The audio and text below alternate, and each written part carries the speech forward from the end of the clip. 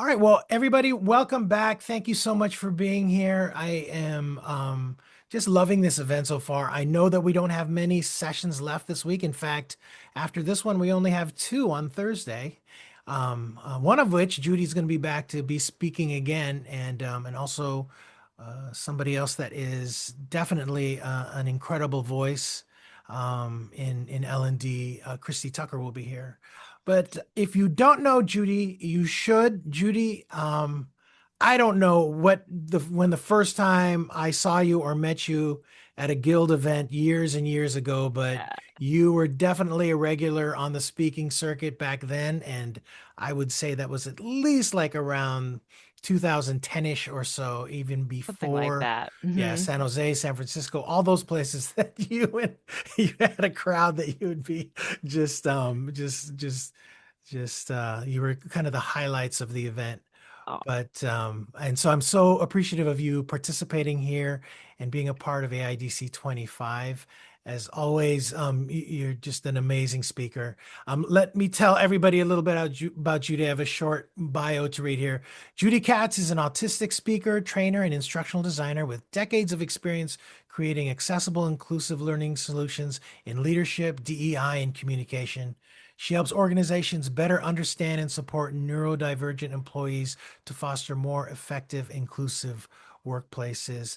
Everybody, please welcome Judy. She is an incredible voice in our space. Enjoy the session. I'm going to go ahead and hide myself from the screen and let you take over. thank you so much, Lise. Thank you for having me. And yes, I am primarily these days working in neuroinclusivity and neuroaccessibility, as you know, often in the L&D space, but in others as well. And so this topic is a little bit of a diversion from that, but still, well within the accessibility space. Basically, it came about because earlier this year, Sarah Mercier and I were speaking at ATD. Tech Knowledge, they had an entire track on just accessibility. And we were bringing a topic that came out of the book Design for All Learners. So, of course, she edited that book and did all of the corralling and tremendous amount of work getting that book published. And I contributed all of the aspects of neurodivergence, so all of the content on neurodivergence. And so we were there talking about accessibility and like doing a full track, participating in one way or another, and talking to a lot of people who are working in this space, and hearing new challenges that people were having, and some of the very standard existing challenges that people keep having in the accessibility space. And one of them, of course, is that after all of these years, after all of the progress that has been made with accessibility, and of course, there's a tremendous amount of work, wonderful work being done out there. There's more and more acceptance. There's more and more,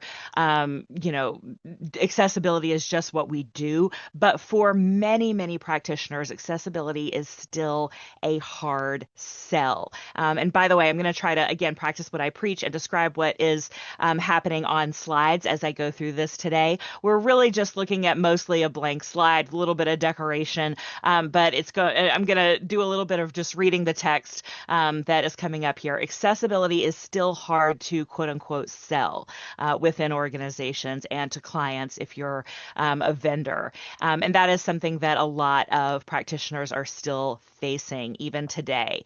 And that is true even in organizations that should value it. Now, when I say should value it, I'm kind of being nice here. I'm really talking about organizations that, have a legal obligation or some sort of regulatory obligation to do things in an accessible way. It still can be hard to get them to do that, and so that's always a challenge, or the organizations that you would think for one reason or another that accessibility would be a priority for them. It isn't always.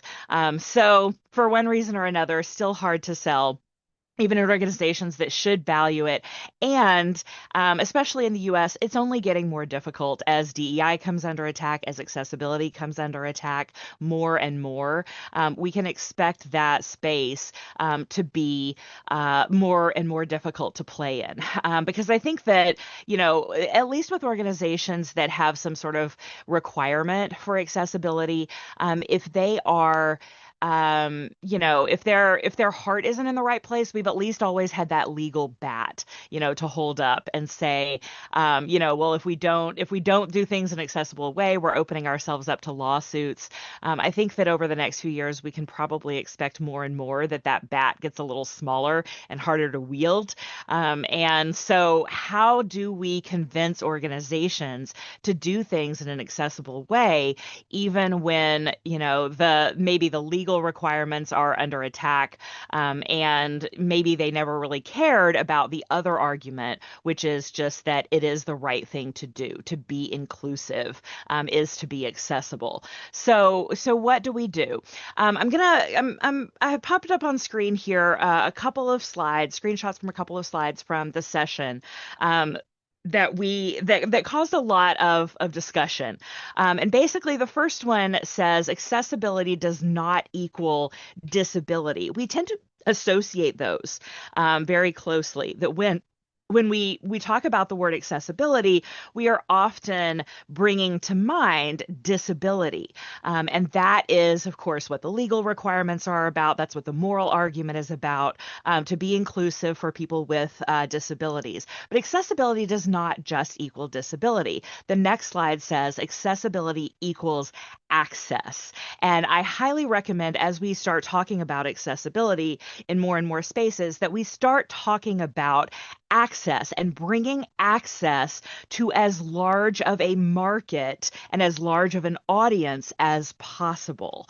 And also making things easier to access, not just accessible, but easier to access for as large of a market and as large of an audience as possible. So we're going to try to think about things in those terms and talk about how to expand the way that we think about accessibility in this session today. So we're going to talk a little bit about curb cuts, and curb cuts are sort of the classic example that a lot of people think about when they talk about accessibility and universal design, how those two overlap. Now, the discussion of curb cuts essentially has two parts, and this first part we're not going to focus on as much, but I think it's an important part of the conversation.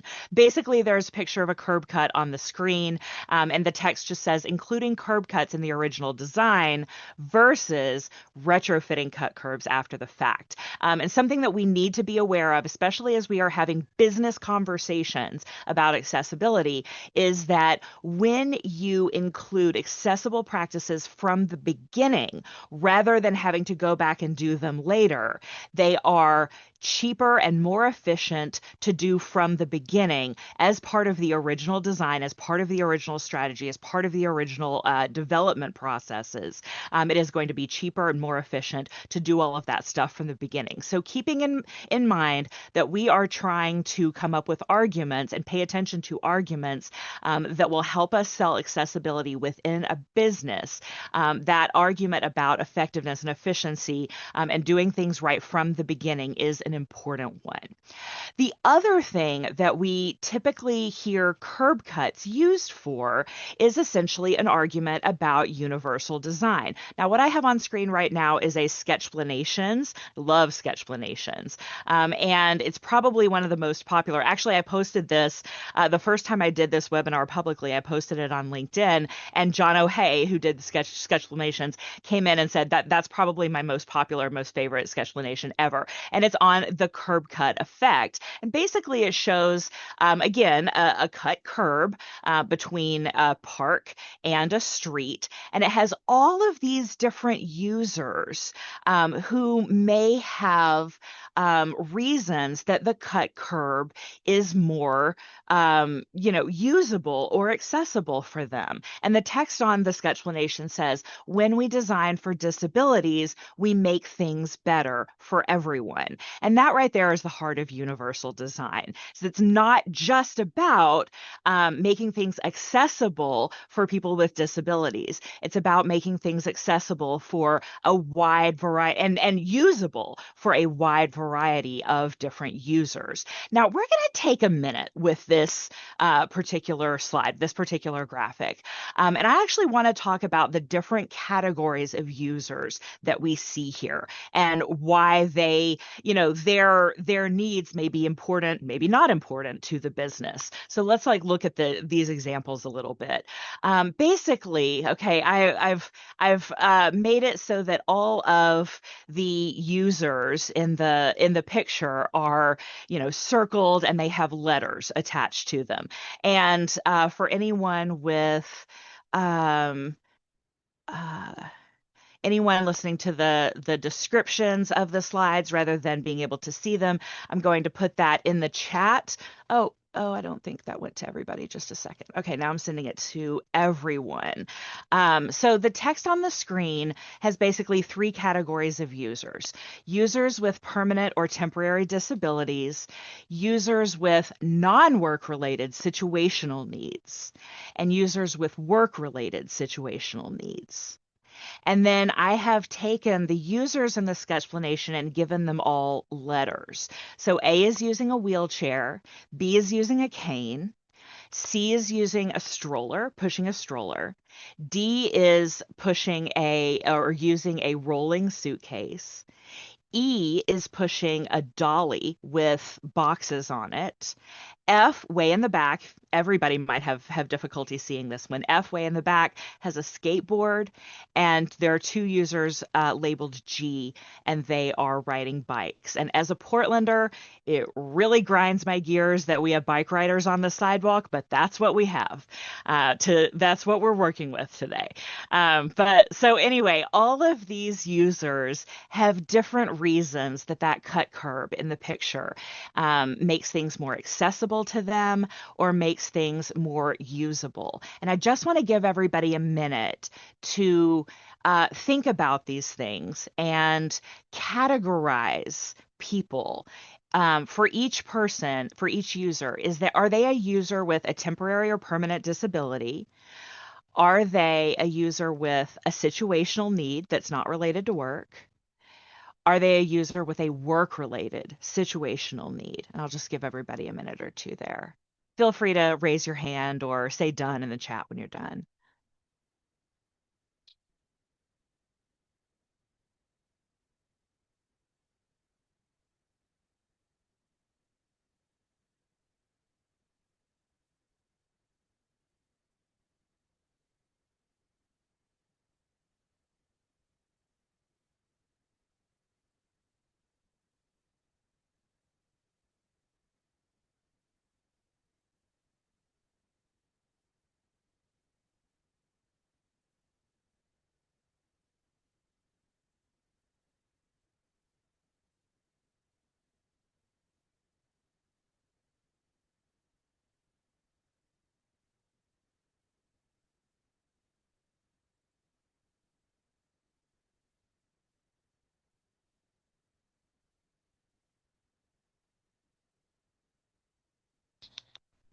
Okay, I'm starting to see. Yeah, okay, I'm starting to see some thumbs up, and I see a comment in the chat. I love that you can't say for certain whether it's a temporary versus permanent or situational versus work-related need. Good point. I love that too. No, of course you can't tell whether somebody is using a cane temporarily or permanently, or a wheelchair temporarily or permanently, or whether all of these things are work related or not. I mean, it depends on what their job is, right? Maybe that skateboarder is at work. Maybe they are testing something out because they work for the Park Service. Who knows? So you can't necessarily tell. And that's kind of part of the exercise. And that's part of what I think we should take away from it, is that you can't necessarily, say this is part of the argument that you can make, is that people using certain devices, whether it's digitally or physical devices, you can't necessarily tell whether, this may change from context to context and company to company, organization to organization, whether this is work related or not. Even if it's not work related, is that because they're using it as a customer? Because that's something that your work should still be, concerned about. If they're using your product recreationally, then that is still very relevant to your company, or I hope it would be. So I'm going to tell you how I categorize these.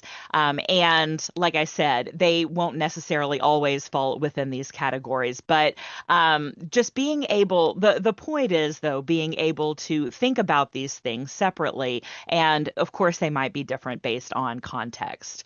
But users with permanent or temporary disabilities are probably A and B, A using the wheelchair and B using the cane. What I think for most people in most contexts, the users with non-work related situational needs will be C, who's pushing the stroller. But again, they could be at work. They could be working. That could be part of their job. D, who has the rolling suitcase. F has the skateboard, and G has the bikes. So those are probably non-work related situational needs. But let's focus on E, the user with what is probably a work-related situational need, because E is pushing a dolly with boxes. I'm assuming that that person is at work and they're taking things from building to building. Maybe they're a moving person and that is part of their work. So um, but of course, it may be a personal need. Maybe somebody is moving their personal stuff, but this could well be a work-related situational need, and that is the kind of thing that we like to focus on when trying to promote accessible practices within a company that may not care about it for legal reasons, may not care about it for, the it's the right thing to do reasons. They may care much more about accessible practices that make work more usable, more efficient, more easy to access, for their employees and for their customers. So let's start to think of things within,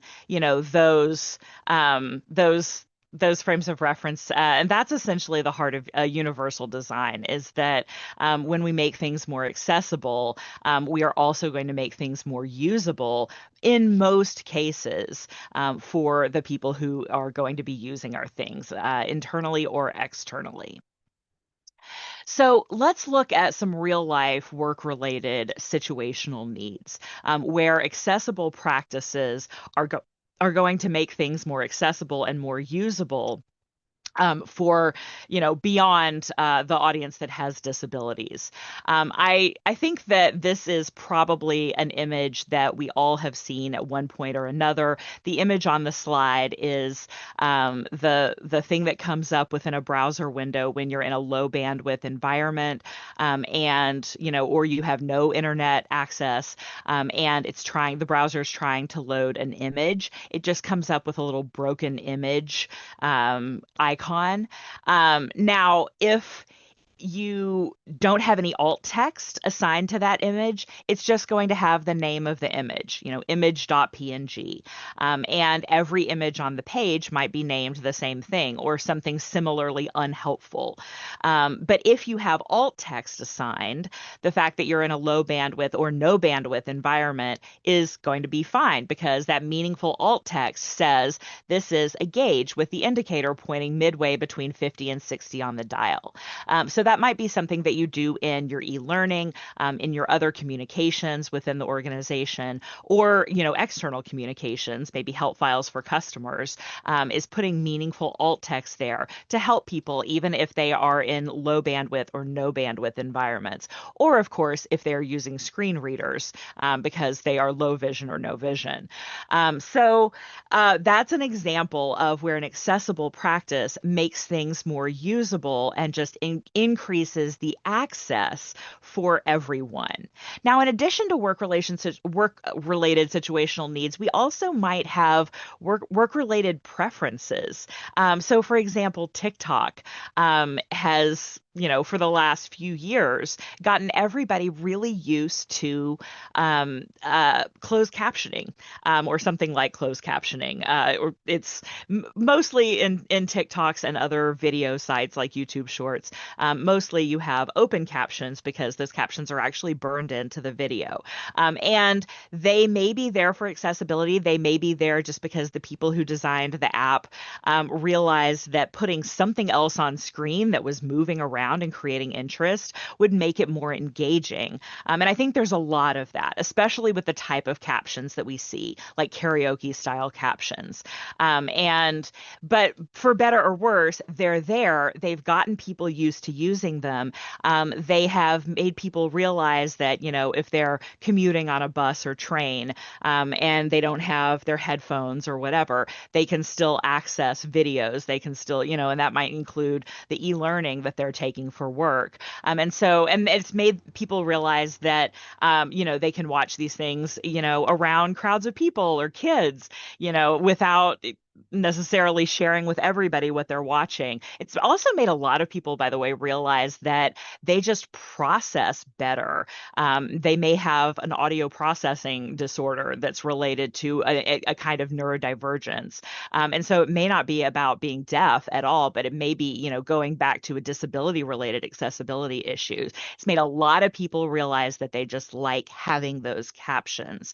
So that can be a work related preference. And, you can even say, oh, well, it's TikTok has made it so that, it's not the millennials anymore. It's Gen Z or whatever really wants those captions. If that's a successful thing, selling things within your organization, use it. Fine, go ahead.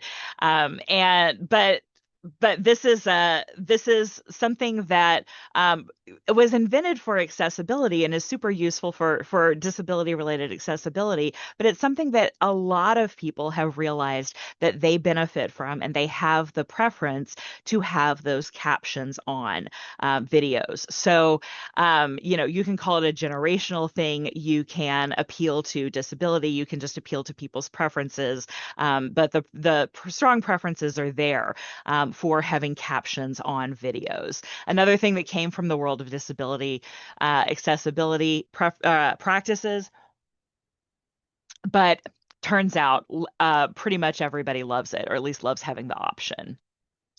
But wait, there's more. This is what this session is really about. So far, we've talked about how accessibility practices make things more usable for a wider variety of people. But there's this whole other aspect of accessibility practices that goes beyond even that, and beyond, what we would consider usability or universal design. And that is where most accessibility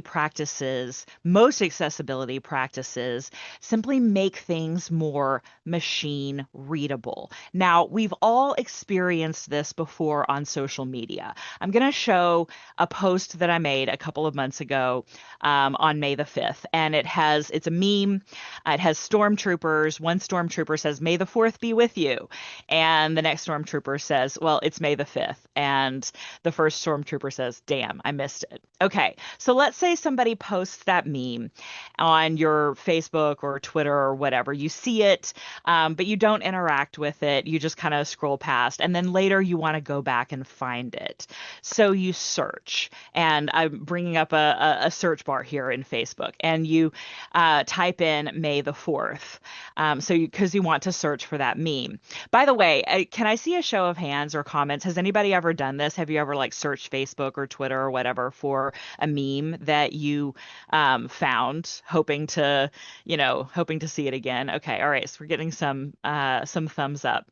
All right. So I don't know whether you already know what's going to happen here, but I'm going to go ahead and show you the results that I got whenever I searched Facebook for May the 4th. I got this one, this meme from IT Humor and Memes, that says Star Wars is essentially a movie about data breach response, one that failed rather miserably. All right, so a little nerdy response for May the 4th. And I got another one, a BuzzFeed article about a really weird meme that the White House put out that day for May the 4th. And then I'm another one from a backyard chicken group that had a little reel, a video reel of chicks dressed up in Star Wars outfits that are super cute.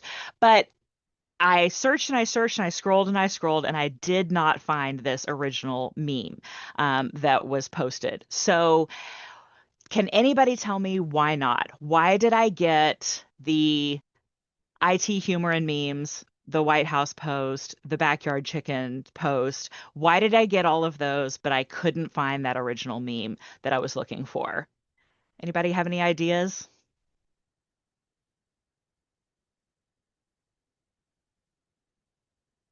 All right, gonna give you a hint. Yeah. Okay. So it didn't have any alt text. And I don't know whether these other memes that I got as search results had any alt text either, but I'll show you what they had. They had captions. They each had text associated with them that somebody didn't just post a meme like I did originally. They posted a caption that says something like, May the 4th be with you, or this was posted for May the 4th. So that text was there in the caption, or it was in the reel, or it was in the alt text, right? And what we can get from this is that there is a difference between text that is inside an image and text that is actually typed in within a text field.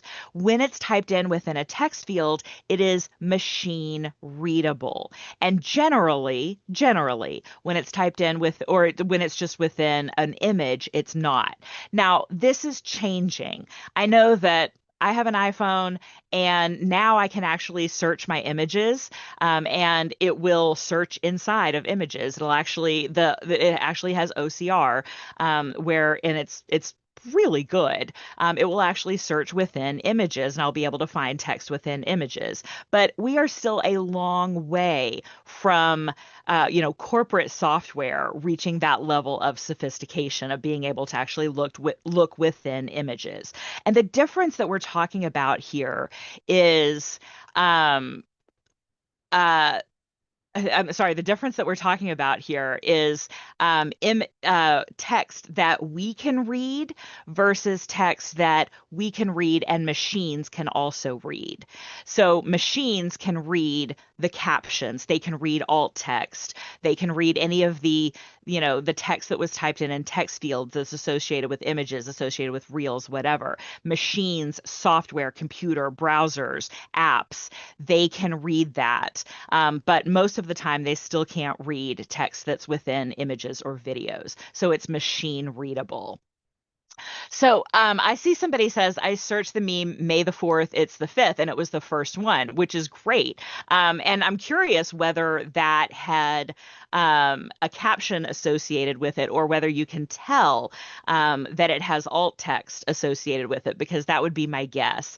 It would be a really bad day presenting this particular presentation to find out that all of a sudden Facebook is now indexing all of the text within all of the images. but if we find out today, then we do. So that would be my guess, is that there's something in the captions or in alt text that made it bring that up. And I don't know whether you're searching in Facebook. You could just be searching in Google, which again, it could be machine readable text on that page. And that would be my guess. And that's what I often do if I'm looking for a meme, and I know that I put it within Facebook, or somebody put it, I saw it within Facebook, or within a social media site, Blue Sky, whatever. And I want to find it again. I will just, do an internet search for it, because there's more out there where there's actual like machine readable text associated with stuff. Okay, yeah, that my guess is that there was something there with it, that made it indexable. Because as far as I know, we're still not indexing text within images and videos on the Googles or the Pinterest. Okay, so let's focus on that idea of machine readability, because that's something that accessible practices tend to do, is shift things from being only human readable to being machine readable. Like if you think about that, alt text and image, or captions, closed captions in videos, not necessarily open captions, but closed captions within videos, those are machine readable. Those are machine indexable. So alt text, captions, transcripts, structured text and code. So when I say structured, that means that headings actually have an H1, H2, H3, whatever, coded within them. So you don't just have formatting that makes something big and bold, but it actually has a heading tag associated with it. All of those things make the text and media more machine readable.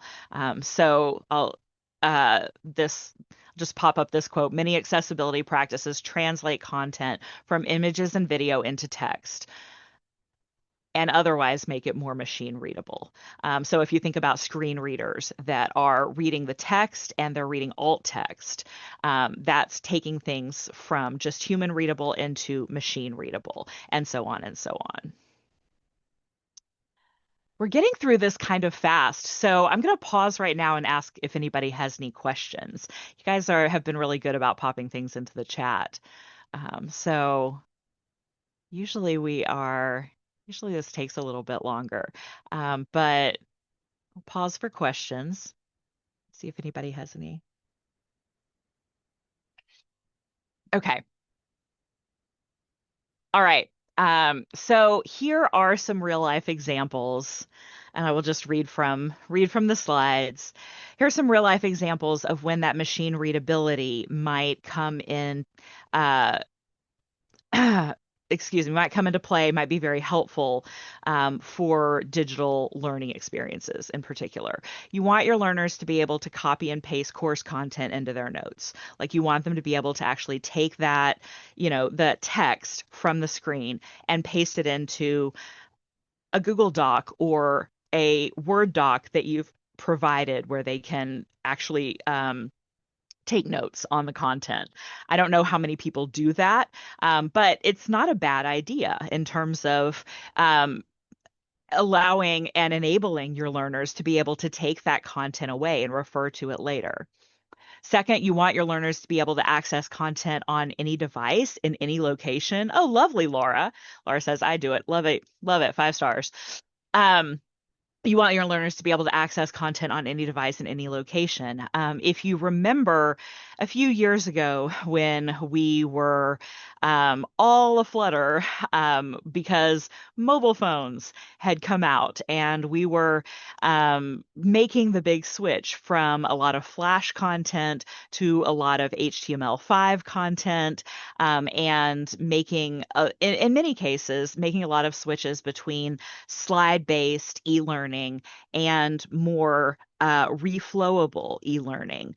Some of our biggest vendors actually came up with new tools that facilitated making that kind of e-learning experiences in addition to the slide-based ones before. Oh yeah, I love that. I love that comment. One of my pet peeves is web pages that do not allow you to select on-screen text. Yeah, that's terrible. I mean, I'm sure that they have their reasons for it, but of course, you can get the content out no matter what, one way or the other. We're instructional designers. 92% of what we do probably is taking screenshots. We know this, but if you're doing that, you're just kind of making it harder for and more annoying for people to do, which people who do that, they're fine with that. um but yeah, that's uh it's annoying.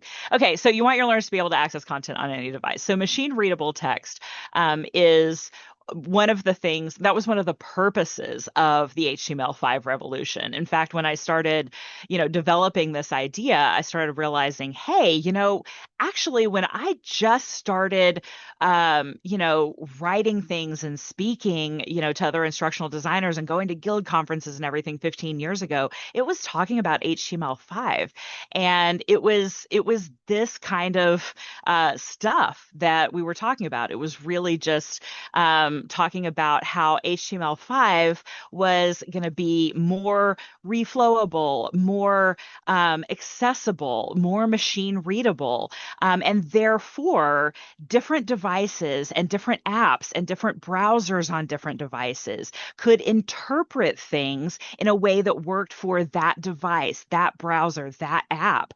And that was a benefit. That is a benefit that we should be able, or we should be offering to our users and our learners, rather than trying to lock them into a particular experience, restrict their access, restrict the information from being able to be taken into another thing, like Milton was just saying in the chat.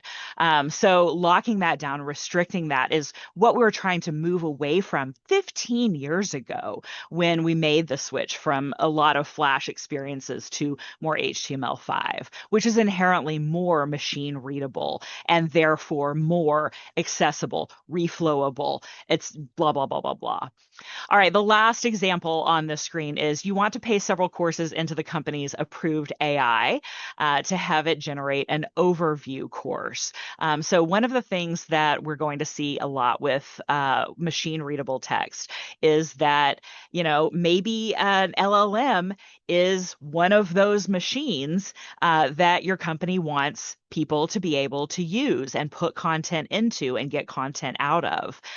So as companies start to do that, and start to actually work with AI more and more, I think we're going to see more of that. And if your company is making a big push in that direction, then you have the opportunity to say, hey, if we're making our practices more accessible, they're going to be more machine readable. That means we're going to be able to put them into the LLM more easily. And you can really ride that AI wave toward better accessibility as well. Now, I'm going to say, by the way, AI is a whole different topic. I have lots of thoughts and feelings about ethics and shoulds and should nots and everything like that. But I'm just saying that if your organization is doing that, then that is something that you may be able to tie into, because it certainly does have a part to play in terms of machine readability. That this can be a factor that you tie into in trying to make things and trying to drive your company toward more accessible practices. All right. So just to sum up, machine readable content is easier to. I'm going to try to get as close to possible a full list of the different benefits of machine readable content. Search and index. So if you think about whether your learning experiences and internal communications are searchable, and so like we talked about the Facebook example, you're sharing a meme. Is it a meme that people are going to be able, that the browser is going to be able to index, or the app is going to be able to index, and are people going to be able to search for it and find it later? It's annoying when you can't do that for a meme that you're looking for. It might be more mission critical if people can't do that within your e-learning. And again, think about it um, in terms of access. Can people access the information that they need easily? And is your information getting to as large of an audience as it could be? Um, is your information easy to copy and paste? Again, we definitely have seen situations, probably everybody has seen a web page or definitely e-learning that can't be copy and pasted out of the learning experience. And oftentimes people do that on purpose because they want to control the experience, or they want to really keep the information from being able to be taken out of it. That might not be something that really is important to you, though, within internal e-learning. Are you worried about people stealing your e-learning secrets? Probably not, because it's e-learning. You're teaching them that thing. So hopefully you're not, or your organization doesn't want to actually restrict people from being able to copy and paste things out of it.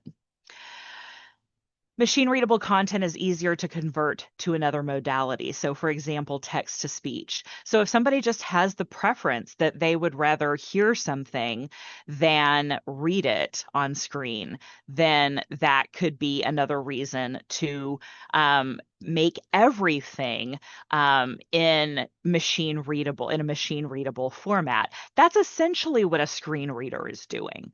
And I want to pause here and say that this isn't just about captions or transcripts or alt text. This is about all the text of the learning experience.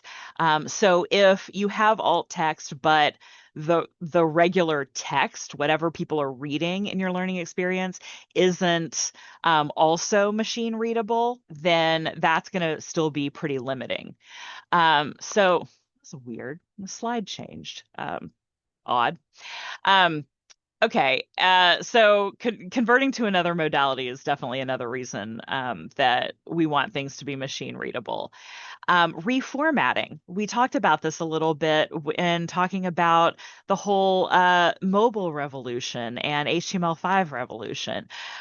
If something is readable by machines, then that machine can present things in a way that is going to look good on that device, in that browser, and also accommodate user preferences like changing fonts, changing size. This might be really important if, somebody is low vision or simply wants to, hey, I'm 46 years old and I'm overdue for an eye appointment. I'll tell you guys that right now. I'm making those font sizes bigger, on a pretty regular basis.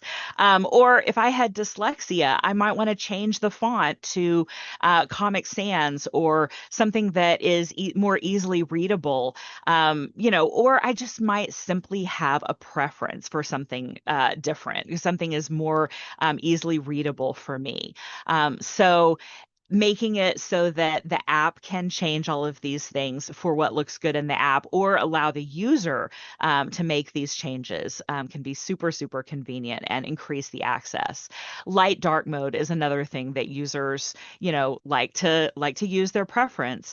And if your e-learning is just, pictures of something that's pictures of text essentially, then there's no changing to light dark mode, and that's a user preference that user doesn't get. And then of course reflowing by a different screen size or a different device, or not even a static screen size or device, but by a user setting. All of those things can be done much more easily if the content is machine readable. Adapt. We didn't, we talked about this a little bit whenever that whole mobile revolution happened. But I feel like this is something that, sometimes we do, sometimes we don't. And I'm not talking about like reflowing how text is presenting, but adaptability had to do with, maybe if the browser detected that you were on a mobile device, maybe some content wouldn't show up at all. And I figure, or there would be different versions of the content depending on if you were on a mobile device. And it wasn't just about placement on the screen, it was about really whether, something, or maybe additional content might show up, or different content might show up if you're on a mobile device. I feel like we moved away from that to a large degree, but there still could be some aspects of that that are useful.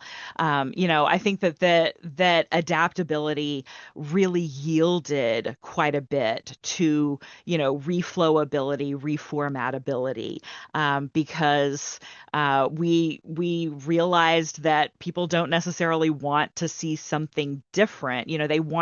They value consistency in the information that they're getting. But adaptability, again, is still much more possible if you're going to find it useful. It's still much more possible if you're creating a machine readable experience. Machine readable content is easier to translate if you're using machine translation, no doubt. And then, of course, it is much easier to use machine readable content to feed into an LLM or train AI. Um, if that is something that you are participating in within your organization. And that is pretty much our content for today. But I would love to hear your thoughts and questions. And I think that this is a topic that is just rife for more contribution. So if you've been having thoughts of, oh, this other thing also, or there's this thing that I can do within my organization, or there's this way that this is relevant for my practices, I would love to hear those. And additionally, just hear whatever questions you have. Hey, Judy, Yeah. do you have do you have a podcast for some reason? I don't. I don't. I had one years and years ago, but on e-learning technology, but I don't. I appear on other people's podcasts pretty frequently, but no, I do public webinars quite a bit. Yeah, And so I was going to tell people if you want to go to neurodivergentworking.com or follow me on LinkedIn, that's where I share those things, but I give free public webinars pretty regularly. yeah. And I wanted to mention that, and also the book Design for All Learners is still out there. We actually just finished a book club on covering the different sections of that book. And Sarah Mercier, the author, is keeping up a pretty regular newsletter on that as well. And so if you are really into accessibility and universal design, I would highly recommend going to, I think it's Design for All Learners book. I don't know. It has its own website, and signing up for that. And if you're particularly interested in the areas of neurodivergence, neuroinclusivity, neuroaccessibility, I also send out things on a regular basis, and as well as like keeping people up to date on the public webinars that I give. Awesome. So yeah, and like I said, most of those tend to focus on issues of neurodivergence. And yes, oh, thank you, Louise. That's awesome. This is a little bit of a diversion and a broader look at some of the accessibility issues that people are dealing with. But most of the space that I play in these days has to do specifically with neurodivergence, particularly ADHD and autism and trauma. But it's a huge and how those things interact with our work life. It's a huge area. And so I just kind of want to bring more neuroinclusivity and neuroaccessibility into our work lives. Uh, I was asking because, well, one, you have the voice for it. I oh, just thank you. said it.